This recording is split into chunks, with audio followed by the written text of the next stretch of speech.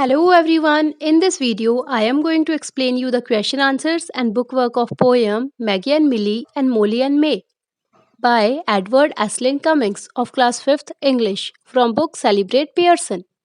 Let's start with the choose the correct option first. First, Maggie and Millie and Molly and May went to the beach. Maggi और मिली और मोली और मे समुद्र तट पर गए. ए to look for stones पत्थर ढूंढने के लिए. बी टू प्ले खेलने के लिए. सी टू लुक फॉर फिश मछली ढूंढने के लिए. डी टू स्विम तैरने के लिए. तो ये चारों बीच पर क्यों गए? टू प्ले यानी खेलने के लिए. Option B. Second, Maggie found a dash that sang. Maggie को क्या मिला जो गाता था? ए शेल यानी शंख. बी फ्लूट यानी बांसुरी. सी पर्ल यानी मोती. डी बॉक्स यानी डिब्बा.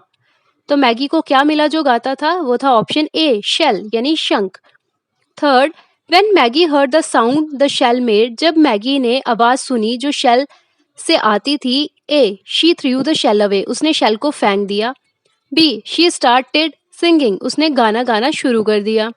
सी शी फेल्ट कंफर्टेड. उसे बहुत ही कंफर्टेबल फील हुआ. D she got upset. वो उदास हो गई.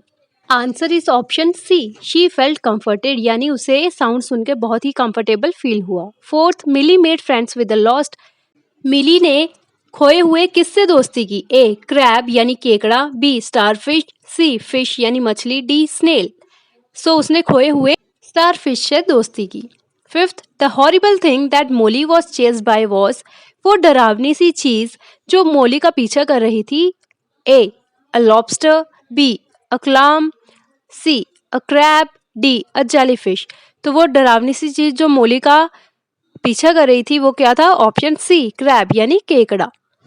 Next, think and answer. सोचो और जवाब दो. Question 1, how does the shell affect Maggie. Shell Maggie को कैसे प्रभावित करता है? What does this tell you about nature and its effect on us. ये आपको प्रकृति और हम पर इसके प्रभाव के बारे में क्या बताता है? Answer, when Maggie hears the shell she feel comforted. जब मैगी शेल की आवाज सुनती है तो उसे सुकून मिलता है. This shows that nature has the ability to bring us peace and to make us feel calm. इससे पता चलता है कि प्रकृति के पास हमें शांत करने और हमें शांत महसूस कराने की क्षमता है. Question 2, how does the speaker describe the starfish. Speaker ने स्टारफिश को कैसे डिस्क्राइब किया है? Answer, the poet personifies the starfish.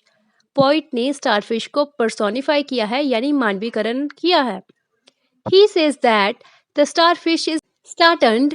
It has 5 arms that move very slowly and without much energy. The poet calls the arms fingers. Poet का कहना है कि starfish फंसी हुई है. इसमें 5 बाजुएं हैं जो बहुत ही स्लोली और बहुत ही कम एनर्जी यूज किए चलती हैं. पोइट ने यहाँ पे फिंगर्स को आर्म से कंपेयर किया है यानी फिंगर्स यहाँ पे आर्म्स को बोला गया है, बाजुओं को. Question 3, why does the horrible thing chase Molly. डरावनी सी चीज मोली का पीछा क्यों कर रही थी? आंसर, द हॉरिबल थिंग और the crab chase Molly because she feared it. वो डरावनी सी चीज या फिर केकड़ा कह सकते हो मोली का पीछा इसलिए कर रही थी क्योंकि वह उससे डर रही थी. Sensing her fear the crab rain after her. उसको डर लग रहा है, केकड़ा ये फील कर पा रहा था इसलिए वो उसका पीछा कर रहा था. Question 4, why does May come home with a stone. May घर क्यों आती है स्टोन यानी पत्थर को लेके? Answer, May finds the stone very pretty. May को पत्थर बहुत सुंदर लगता है. It is round and smooth and May likes how it feels in her hands. पत्थर गोल और स्मूथ था और मे को ये पत्थर उसके हाथ में बहुत ही कंफर्टेबल अच्छा फील हो रहा था.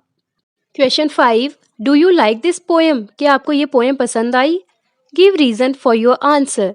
अपने जवाब दें, रीजन बताएं कि आपको ये पोएम जो है वो क्यों पसंद आई. Answer, I like the poem as the lines rhyme.